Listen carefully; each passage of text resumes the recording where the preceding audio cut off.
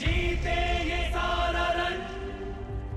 शांत चित धरे आत्मबल भरे, जीते हर बाधा कर सूर्य।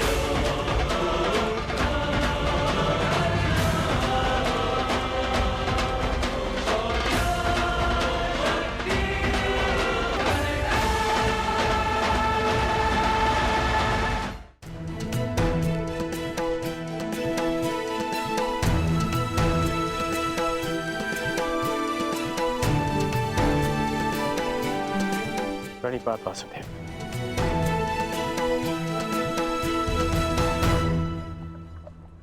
आदेश कीजिए कि कैसे आपने मुझे स्मरण किया। मित्र, एक महत्वपूर्ण कार्य के लिए तुम्हारी सहायता चाहिए मुझे। बड़े समय से इस कार्य को पूर्ण कैसे करूं, उसके विषय में सोच रहा था, तो तुम्हारा स्मरण हो आया। और मुझे पूर्ण विश्वास है कि तुम्हारे अतिरिक्त इस कार्य को और अधिक उत्कृष्टता से कोई नहीं कर सकता। ये मेरा सौभाग्य है कि आपने मुझे अपना मंतव्य पूर्ण करने के लिए योग्य समझा। वो तो स्वर्ण पर्वत देख सकते हो मित्र।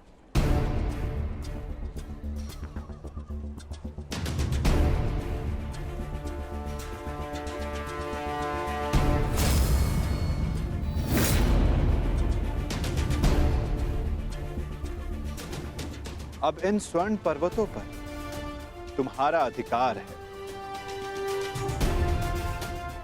और मैं चाहता हूं कि इन स्वर्ण पर्वतों को तुम समान मात्रा में बांटकर इन ग्राम वासियों में दान कर दो।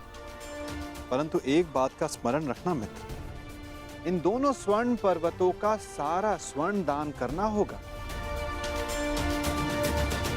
क्यों आदेश वासुदेव।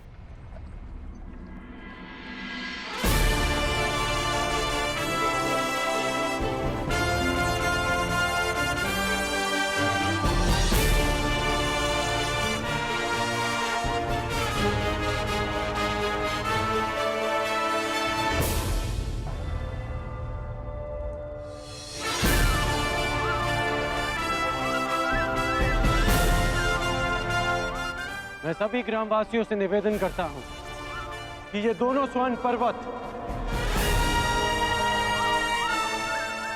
अब आपके अधीन है।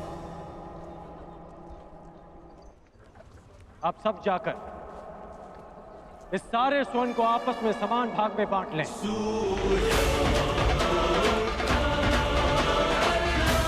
जाइए।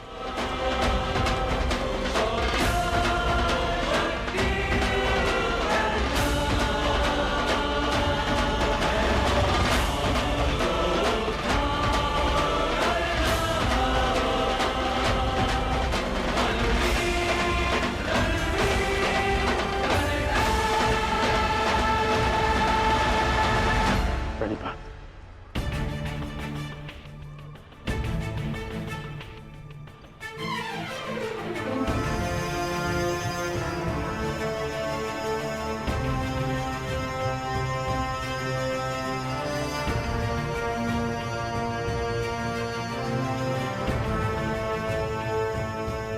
तुम्हें ये स्वर्ण इन ग्राम वासियों में बांटना था, परंतु तुम भी इन ग्राम वासियों की भांति ही स्वर्ण के प्रति आकर्षित हुए। कदाचित तुम स्वर्ण को ऐश्वर्य और सम्मान प्राप्त करने की वस्तु समझते हो। तुमने अपने अनुमान से इस स्वर्ण को इन लोगों में दान किया, परंतु तुम्हें इसका ज्ञात नहीं था कि किसको कितनी आवश्यकता है। और कर्ण के मन में इस स्वर्ण को लेकर कोई आकर्षण, कोई लालच नहीं था पार्थ। और ये सब ग्राम वासियों में दान करके वो वापस लौट गया। पार्थ, जिस पर दान करने का उत्तरदायित्व हो, उसके मन में वस्तु के प्रति लोभ नहीं होना चाहिए।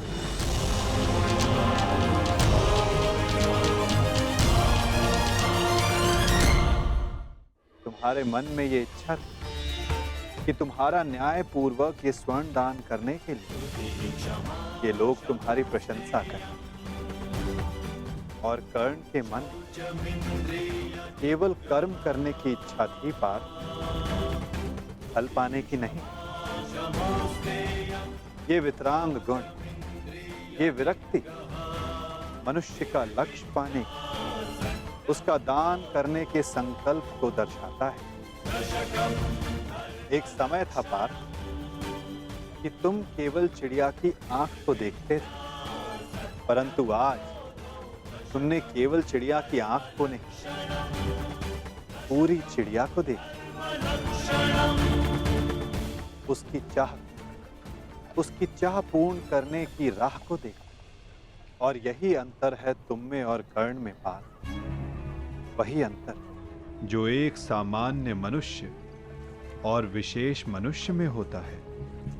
मैं आपका तात्पर्य समझ गया माता, और ये भी समझ गया कि आपके हृदय में कर्ण का स्थान मेरे स्थान से ऊपर क्यों है। नहीं पार्थ, ऐसा नहीं है। तुम भी मेरे लिए अत्यधिक प्रिय हो, परंतु जैसा कि मैंने पहले भी कहा, जितना प्रेम, जितना सम्मान मेरे हृदय में कर्ण के लिए, उतना ही प्रेम, उतना ही सम्मान तुम्हारे लिए भी मेरे हृदय में है पार्थ। परंतु कर्ण के प्रति मैं तुम्हारा दृष्टिकोण बदलना चाहता हूं। जिस प्रकार, जिस दृष्टि से मैं कर्ण को देखता हूं, उसी दृष्टि से तुम्हें भी दिखलाना चाहता हूं पार्थ। मैं तुम्हें केवल ये बताना चाहता था पार्थ कि क्यों कर्ण को दानवीर कर्ण के नाम से जाना जाता है। मैं समझ गया माता, आप धन्य हैं।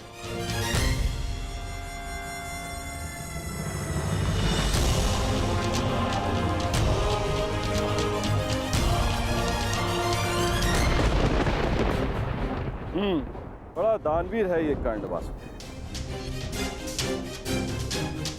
आपकी परीक्षा तो पूर्ण हो गई, अब मेरी बारी। अब मैं बताऊंगा कि दानवीर होने के नाम पर कितना बड़ा ढोंग कर रहा है ये कर्ण। अब केवल अर्जुन को ही नहीं, पूरे संसार को ज्ञात होगा ये सूर्यपुत्र कर्ण कितना महान दानवीर है।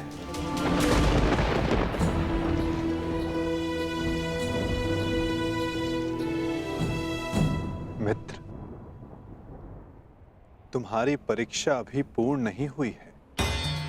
तुम्हारी इस दानवीरता की सबसे विकट परीक्षा अभी शेष है मित्र, और उस परीक्षा में सफल होने के लिए तुम्हें बहुत बड़ा मूल्य चुकाना होगा। तुम्हारी उस परीक्षा के समक्ष मेरी ये परीक्षा मानो बालकों का खेल सिद्ध होगी मित्र। सावधान रहना। आप जानते नहीं कि आज मैं कितना प्रसन्न हूं कि आपको मेरी चिंता है, कि मैं आपके मन में बसता हूं। अब मुझे और कुछ नहीं चाहिए। अब यदि मैं अपने प्राणों को भी दान में दे दूं, तब भी सदा मैं धनी रहूंगा।